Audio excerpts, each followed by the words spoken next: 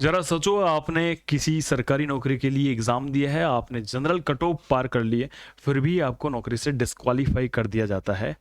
ऐसा ही होता था SC, ST, OBC, EWS category वाले बच्चों के साथ। वो जनरल कट ऑफ पार कर लेते थे, फिर भी उनको नौकरी से यह कहकर डिस्क्वालीफाई कर दिया जाता था कि आपकी कैटेगरी की जो कट ऑफ है वो ज्यादा गई है।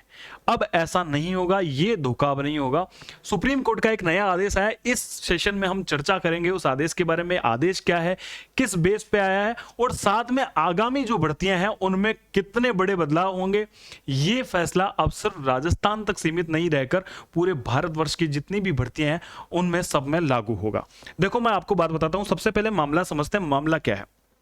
मामला यह है, इंडियन एक्सप्रेस का ये आर्टिकल है। हाईकोर्ट राजस्थान ने एक वैकेंसी ली थी 2022 के अंदर, उसका नाम था एलडीसी।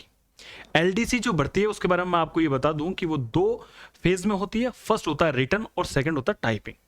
जब रिटन एग्जाम होता है, रिटन एग्जाम का रिजल्ट निकाला जाता है, उसमें जनरल की जो कट ऑफ होती है वो होती है 196 नंबर, ठीक है।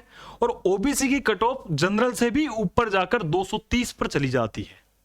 अब जो बच्चे 196 नंबर जनरल तो पार कर लिए, बट वो 230 नंबर पार नहीं कर पाए, उनको टाइपिंग के लिए नहीं बुलाया गया।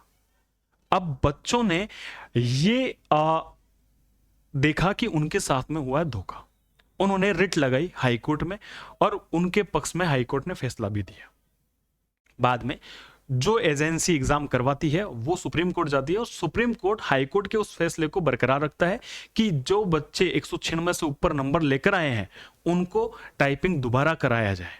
देखो, जो ये भर्ती थी इसमें उन बच्चों को सिलेक्ट भी कर लिया गया था जो 230 से ऊपर थे, उनकी टाइपिंग भी करवा ली गई, और वो आज 2 साल से नौकरी भी कर ली।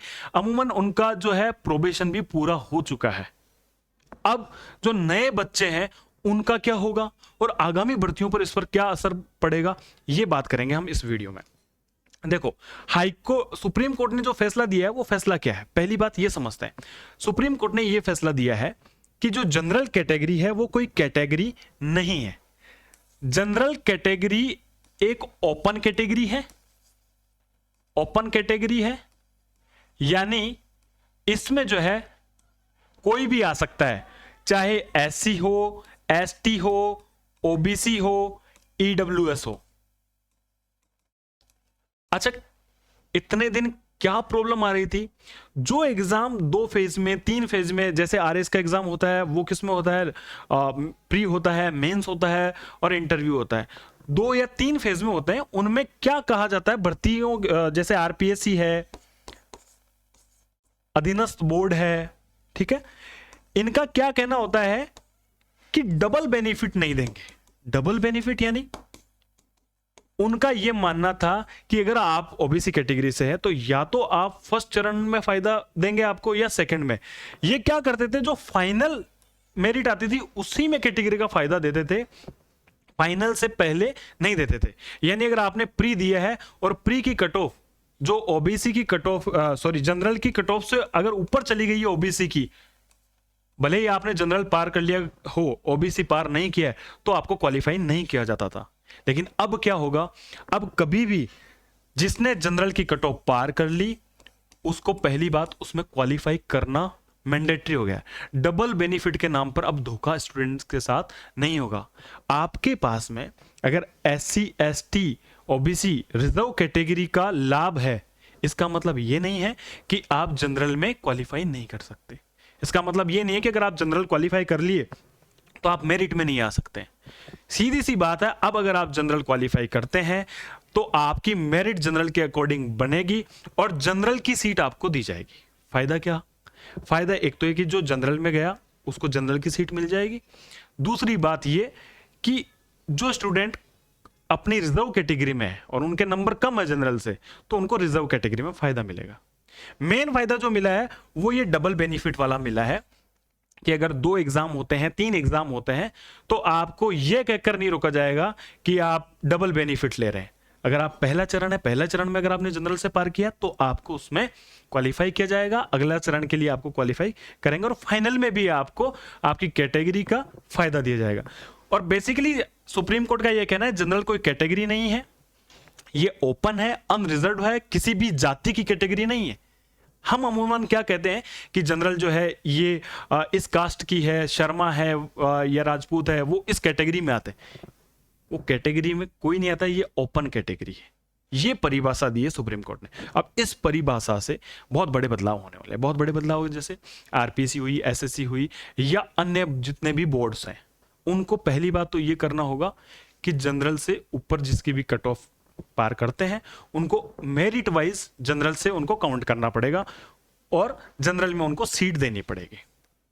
दूसरा फायदा ये डबल बेनिफिट वाला। और क्या होगा इसमें चेंजेस? और चेंजेस ये होंगे कि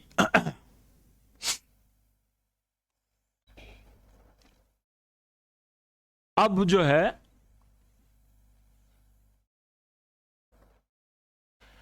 राजस्थान हाईकोर्ट जो एलडीसी है, इसमें जो बच्चे हैं उनका 2 महीने के अंदर टाइपिंग टेस्ट लिया जाएगा,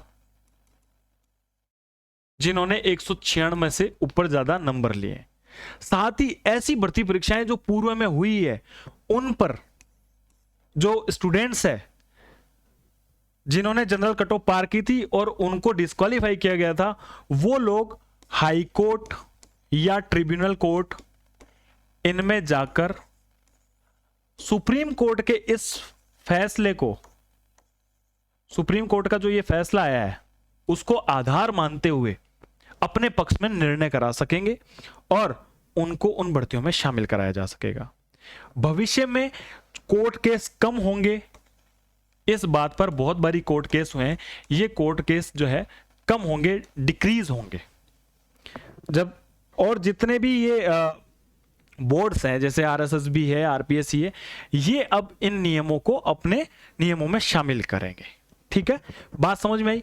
अच्छा, एक बात मैं आपको ये बता दूं, इस चीज में जब ये हाईकोर्ट का एग्जाम हुआ था तो हमारे चैनल से रजनी मैम ने भी रिट के पक्ष में एक वीडियो बनाया था, साथ ही साथ एक टेलीग्राम चैनल बनाया था, स्टूडेंट्स को एक साथ किया था और उनसे रिट लगवाई थी। बकायदा 400 से ज्यादा रिट हमने लगवाई थी और आज उसका परिणाम यह है कि सुप्रीम कोर्ट जो है उसने आदेश दिया है और ये आदेश पूरे भारत भर में लागू होगा। बहुत सारे बच्चों के साथ में इसमें न्याय होगा और अच्छा होगा।